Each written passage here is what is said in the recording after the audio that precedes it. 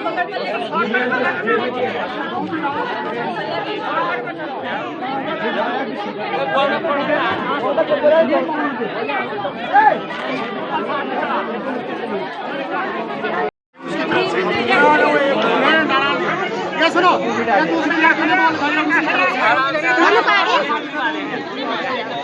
माता का आशीष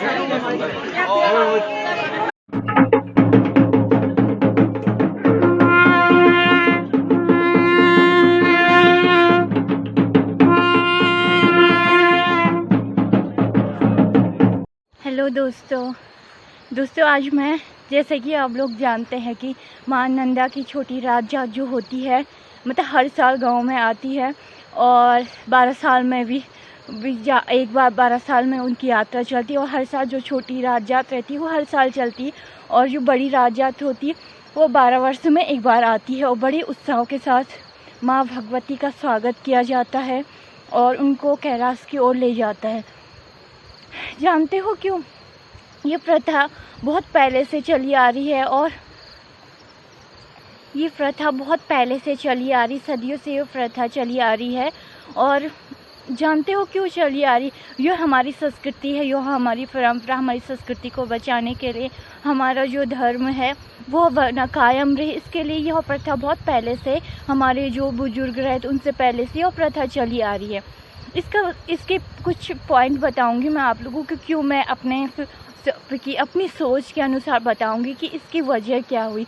मतलब ऐसा क्या हुआ कि जो माँ भगवती की डोली को इतने उत्साह के साथ छोटी रात जात या बड़ी रात जात ऐसी चीज़ें और बड़े उत्साह के साथ माँ भगवती की डोली को ले जाते हैं।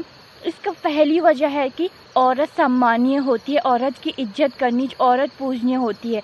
क्योंकि जिस प्रकार से माँ भगवती की डोली को बड़े उत्साह के साथ हर गांव में उनको घुमाया जाता है और बड़े स्वागत के साथ उनको ले जाया जाता है, और उसी प्रकार से एक बेटी की विदाई भी मायके से ससुराल की ओर होती है और बड़े विदा से उसे।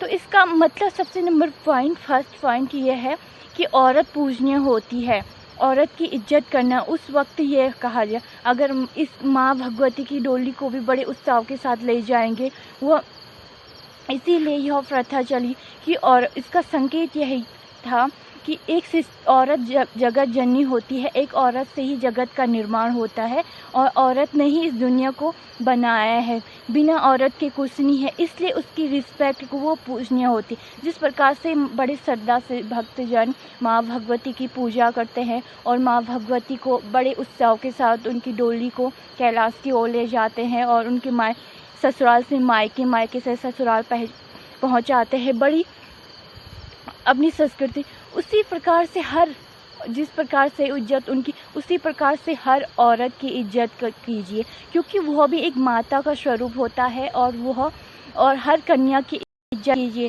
क्योंकि औरत की इज्जत कर, जिस प्रकार से एक देवी की रिस्पेक्ट कर रहे हो आप, उनकी पूजा कर, उसी प्रकार के औरत की इज्जत भी करो।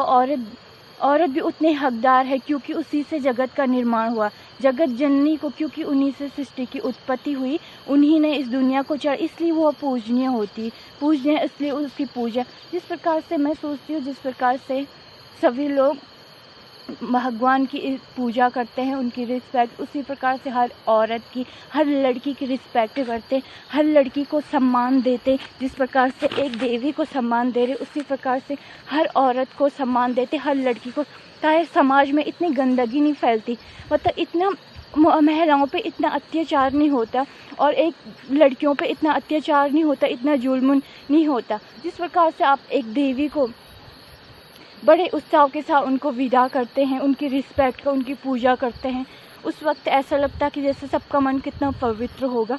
उसी प्रकार से और हर औरत की रिस्पेक्ट कीजिए, क्योंकि वह भी माता का स्वरूप है। हर कन्या की रिस्पेक्ट कीजिए, क्योंकि वह भी एक लक्ष्मी का स्वरूप है। इसीलिए वह प्रथा सामने आई, मतलब दुनिया को ये संकेत देने के लिए कि जिसने हमारी रचना की, जिसने हमको हमारी उत्पत्ति की, जिसने इस सृष्टि की रचना की, वो पूजनीय होती है। उसी प्रकार आप हर महिला की इज्जत कीजिए, हर लड़की की इज्जत कीजिए, तो समाज में एक दैवीय वातावरण बनेगा, अच्छा वातावरण रहेगा। नंबर दूसरी वजह ये थी कि हमारे धर्म को बचाने के लिए, हमारी संस्कृति को बचाने के लिए यह परंपरा चली, ताकि हमारी संस्कृति, जो हमारा धर्म हो, वह सदियों तक कायम रहे, उस पर कोई आँच ना। इसलिए भी यह प्रथा चली आई। इसकी वजह यह भी थी।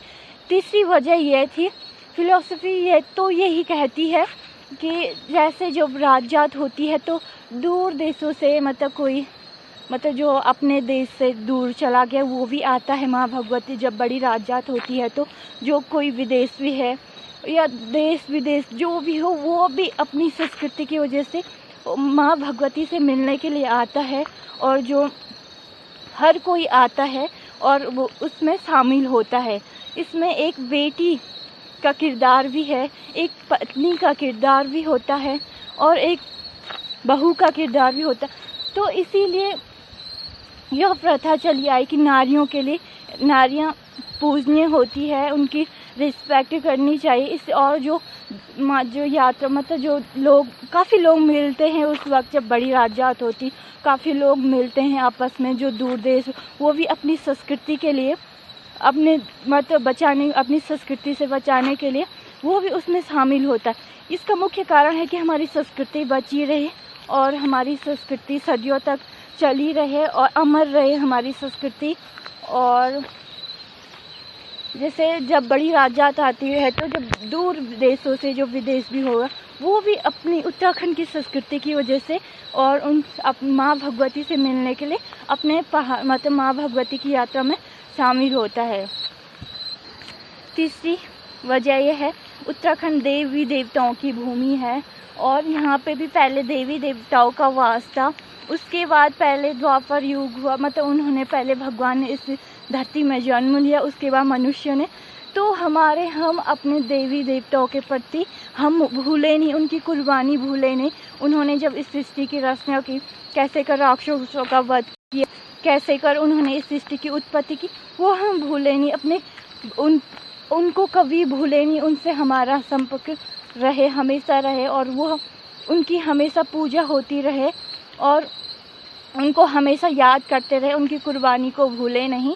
इसीलिए भी यह यात्रा जाती है और बड़े उत्साह के साथ जाती है।